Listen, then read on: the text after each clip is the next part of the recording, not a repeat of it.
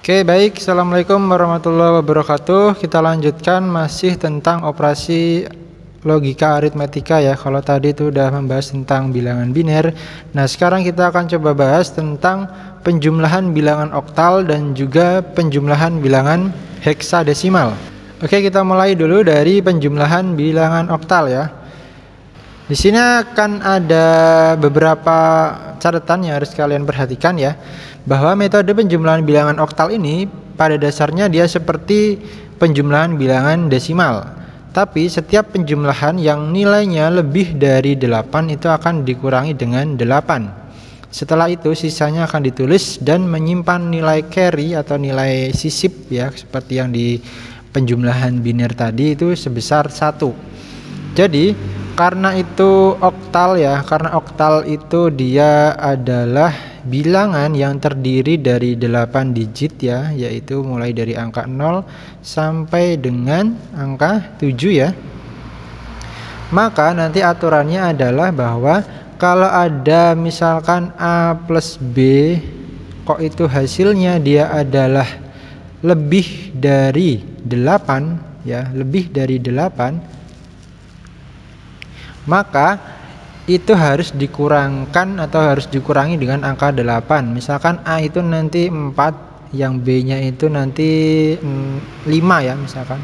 Itu kan hasilnya 9 ya, 9 itu kan lebih dari 8. Nah ini harus kita kurangkan dengan 8, itu hasilnya adalah 1. Dan dia itu menyimpan nilai sisip atau nilai carry, kita sebutnya itu 1 juga ya. Itu aturannya. Oke, kita langsung ke contohnya aja. Misalkan ada bilangan oktal 354 ya, 354 ini bilangan oktal. Kemudian kita jumlahkan atau kita tambahkan dengan bilangan 513, ini juga bilangan oktal. Oke, seperti yang tadi sudah saya sampaikan sebelumnya, aturan tadi ya, jika ada nilai A plus B kok itu hasilnya lebih dari 8, maka harus dikurangi dengan 8. 4 tambah 3 itu 7 ya. Kemudian 5 tambah 1 itu 6 ya. 5 tambah 1 6. Kemudian 3 tambah 5 itu adalah 8. Nah, 8 di sini kan dia nggak ada di bilangan oktal. Makanya ini nanti 3 tambah 5 kan sama dengan 8 ya. 8 itu dikurangi dengan 8. Ini dikurangi dengan 8 ya. Maka hasilnya dia adalah 0. Nah, di sini kita harus tuliskan adalah 0 ya. Dan di sini ada bilangan 1. Ini adalah sisipnya atau carry-nya kita sebutnya. Nah, ini kita harus turunkan ke bawah. Jadi dia hasilnya adalah 1067 bilangan oktal. Jadi 354 tambah 513 itu sama dengan 1067. Ini semuanya bilangan oktal. Oke, seperti itu contohnya. Berikutnya adalah penjumlahan bilangan heksadesimal. Nah, sama juga seperti yang sebelumnya ya, bahwa metode penjumlahan bilangan heksadesimal ini seperti juga penjumlahan bilangan desimal. Setiap penjumlahan yang nilainya lebih dari 16 itu akan dikurangi dengan 16. Ini lebih tepatnya lebih dari sama dengan ya. Selanjutnya sisanya itu akan dituliskan. Jika sisanya lebih dari 9, penulisannya sesuai dengan ketentuan A, B, C, D, E, F sampai dengan 16 ya, sampai dengan 16 ya. Dan menyimpan nilai carry sebesar 1. Ingat, ini kita ke heksa ya sekarang ya, ke heksa. Heksa itu kan terdiri dari 16 digit. Ya, digit mulai dari 0 sampai 9, kemudian disambung dengan A sampai F ya. Nah, nanti kalau misalkan ada A plus B kok itu hasilnya adalah lebih dari sama dengan 16, maka ini dia harus dikurangi dengan angka 16 ya. Maka dia nanti hasilnya berapa? Misalkan X ya. Nah, kalau X ini dia nilainya itu lebih dari 9 ya.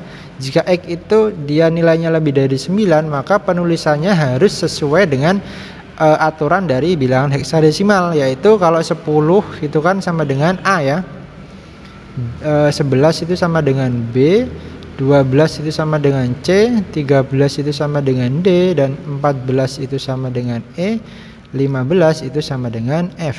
Jadi nanti kalau misalkan hasilnya lebih dari 9, kita harus mengacu pada format penulisan huruf ini, ya. Oke, dan dia juga punya yang namanya nilai carry. Carry-nya itu 1 ya, atau sisip.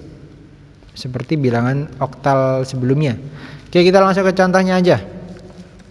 Misalkan ada bilangan heksadesimal 399. Ini heksa ya. Kita jumlahkan dengan bilangan 898 misalkan. Ini juga bilangan heksadesimal, kita jumlahkan. 9 tambah 8 itu kan hasilnya 17 ya. Ini 9 ditambah 8 itu kan ini hasilnya 17. 17 itu harus dikurangi dengan 16 karena dia lebih dari 16. Makanya nanti di sini kita tuliskan dengan 1. Di sini dia punya carry atau sisip 1 ya. Nah, seperti itu. 1 ditambah 9 itu adalah 10 ya. 1 ini ditambah 9 ini adalah 10. 10 tambah 9 kan 19 tuh. Nah, karena di situ 19 maka harus dikurangkan dengan 16, berarti di sini nanti adalah 3 dan dia punya sisip 1 lagi di sini. Ya. 1 ditambah 3 itu sama dengan 4. 4 ditambah 8 itu hasilnya adalah 12. Nah, tapi nulis 12 itu enggak kayak gini ya. Tapi 12 itu harus mengacu pada format penulisan huruf tadi sesuai dengan aturan heksadesimal. Berarti 12 itu kita tuliskan dengan C. Berarti hasilnya adalah C31. Inilah hasil akhirnya. Jadi 399 ditambah 898 itu sama dengan C31, bilangan heksadesimal. Oke, seperti itu. Semoga bisa dimengerti. Saya akhiri. Assalamualaikum warahmatullahi wabarakatuh.